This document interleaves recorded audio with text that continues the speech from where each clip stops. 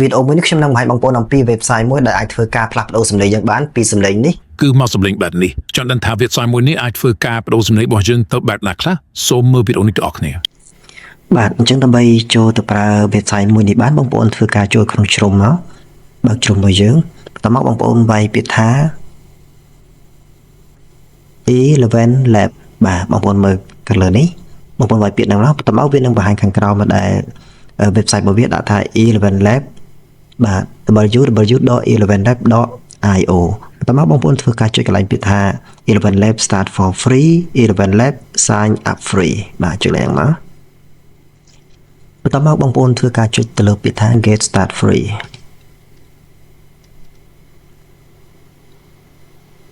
បន្តមកដល់ចំណុចនេះគឺបងប្អូនអាចធ្វើការជ្រើសរើសយកពាក្យថា voice changer ដើម្បីធ្វើការផ្លាស់ប្ដូរសំឡេងរបស់យើងណាបាទកន្លែងនេះបន្តមកដល់កន្លែងនេះគឺបងប្អូនអាចមានពីរជម្រើសមួយគឺបងប្អូនធ្វើការអាប់ឡូតវីដេអូរបស់យើងដែលយើងមានបាទបើសិនជាបងប្អូនចង់ធ្វើការអាប់ឡូតបងប្អូនធ្វើការចុចកន្លែងសញ្ញាបូកនេះមកតែបើសិនជាបងប្អូនចង់ record សំឡេងភ្លាមៗបងប្អូនអាចធ្វើការចុចកន្លែងពាក្យថា record audio នេះអញ្ចឹងឥឡូវនេះគឺខ្ញុំអត់ថតជាសំឡេងទេគឺខ្ញុំចង់ធ្វើការបដូរសំឡេងរបស់ខ្ញុំដែលខ្ញុំមានវីដេអូស្រាប់អញ្ចឹងខ្ញុំនឹងទៅធ្វើការយកវីដេអូរបស់ខ្ញុំនៅក្នុងកុំព្យូទ័ររបស់យើង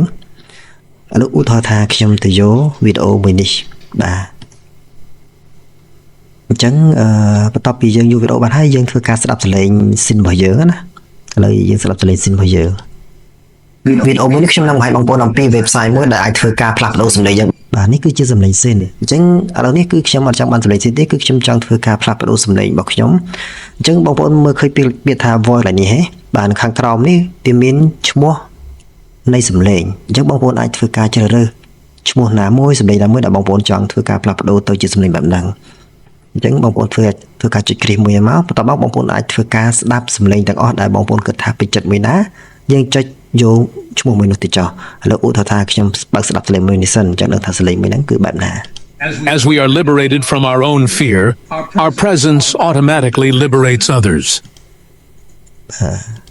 The thing always happens that you really believe in and the belief Let me tell you what my grandpa told me when I was just sick ឥឡូវឧទាហរណ៍ថាខ្ញុំពេញចិត្តសំឡេងព្រាននេះបាទអញ្ចឹងយើងចុចទៅលើឈ្មោះហ្នឹងមកបន្ទាប់មកវានឹងលោតមកលើនេះហើយអញ្ចឹងបន្តមកដើម្បីធ្វើការផ្លាស់ប្ដូរសំឡេងរបស់យើងបានបងប្អូនចុចទៅលើពាក្យថា generate speech បាទខាងក្រោមនេះតែបណ្ដឹងទៅឲ្យបងប្អូនធ្វើការរងចាំវាយូរឬឆាប់អាស្រ័យទៅលើវីដេអូរបស់យើងដែលមានរយៈពេលប្រហែលវិនាទីឬក៏ប្រហែលនាទីហ្នឹងឯងយើងធ្វើការរងចាំនៅពេលដែលវាធ្វើការ